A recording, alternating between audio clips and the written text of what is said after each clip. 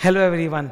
CA final के अंदर total 46 standards हैं और स्टैंडर्ड्स के नाम नंबर याद करना थोड़ा इंपॉर्टेंट होता है, पर एक दिक्कत क्या आती है, लंबे लंबे नाम कुछ कुछ स्टैंडर्ड्स के होते हैं जो हमें याद करने की बिल्कुल ज़रूरत नहीं है। देखो, स्टैंडर्ड का नाम और नंबर ना आंसर को सपोर्ट करने के लिए चाहिए, इसलिए नहीं चाहिए कि तुमको उससे कोई एक्स्ट्रा स्टेप मार्क मिल जाएगा। ऐसा नहीं है कि तुम स्टैंडर्ड का नाम नंबर अच्छे से लिख दो, you will get +1। That's not going to happen, it is only for supporting your answer. तो तुमको यहाँ पे बैलेंस अप्रोच करना है। स्टैंडर्ड हर नंबर पता होना चाहिए और उनका एक शॉर्ट नाम पता होना चाहिए। फॉर एग्जाम्पल ये कंप्लीट लिस्ट है 46 स्टैंडर्ड्स की इन योर सिलेबस। खास तौर पे ये 10 स्टैंडर्ड्स जो नए हैं, सबको पता है कि 2400 और 2410 जो है ना, ये रिव्यू के स्टैंडर्ड्स हैं। तो पूरा लंबा नाम मत याद करो, शॉर्ट नाम। जैसे 2400 तुम बस इतना याद कर लो, रिव्यू ऑफ एफएस। पूरा भी नहीं, रिव्यू ऑफ हिस्टोरिकल नहीं, रिव्यू ऑफ एफएस। मेन है 2410 जो मार्केट में ज़्यादा चलता है, review of interim financial information by the auditor of the company, जो कि लिमिटेड रिव्यू होता है सारे लिस्टेड कंपनीज का क्वार्टरली वो। तो 2410 का भी शॉर्ट नाम याद करो, review of interim FI. Interim FS नहीं बोलते, इंटरिम एफआई बोलते हैं, बाय ऑडिटर, छोटा, ठीक है।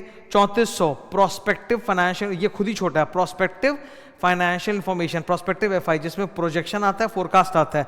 फोरकास्ट और प्रोजेक्शन में थोड़ा सा फर्क होता है। फोरकास्ट शॉर्ट टर्म होता है 1 साल का और प्रोजेक्शन लॉन्ग टर्म होता है 5 साल 10 साल का। फिर ये 3402, ये बेसिकली किस लिए है कि हमारी कंपनी ने आउटसोर्सिंग किया है, ठीक है। तो क्लाइंट ने अगर अपना कोई बिजनेस प्रोसेस आउटसोर्सिंग किया है तो उस प्रोसेस से जुड़े हुए जो कंट्रोल्स हैं, रिस्क या रॉमम है, वो भी एक तरह से दूसरे ऑर्गेनाइजेशन में चला गया जो मुझे चेक करना है। तो कोई एक दूसरा सीए है जो सर्विस ऑर्गेनाइजेशन के कंट्रोल्स को चेक करके उन कंट्रोल्स पे एश्योरेंस रिपोर्ट बना रहा है। So basically it is an assurance engagement on the controls at service organisation. तो उसको भी तुम अपने भाषा में सिंपल लिख सकते हो, जैसे मैंने यहाँ लिख के दिया है। तो ऐसे करके तमाम स्टैंडर्ड्स, ठीक है, तमाम स्टैंडर्ड्स के एकदम शॉर्ट एंड स्वीट नेम है तुम्हारे सामने, 46, ऑल द 46 स्टैंडर्ड्स।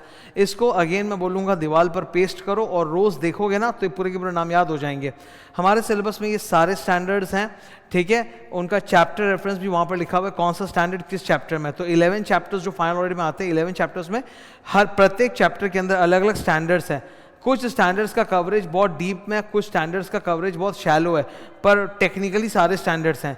3 ऐसे स्टैंडर्ड्स हैं जो उन्होंने डाले नहीं अपनी किताब में, 200, 210, 230, पर वो भी आपको पढ़ लेना चाहिए चैप्टर 2 के अंदर ही, तो बेहतर रहेगा।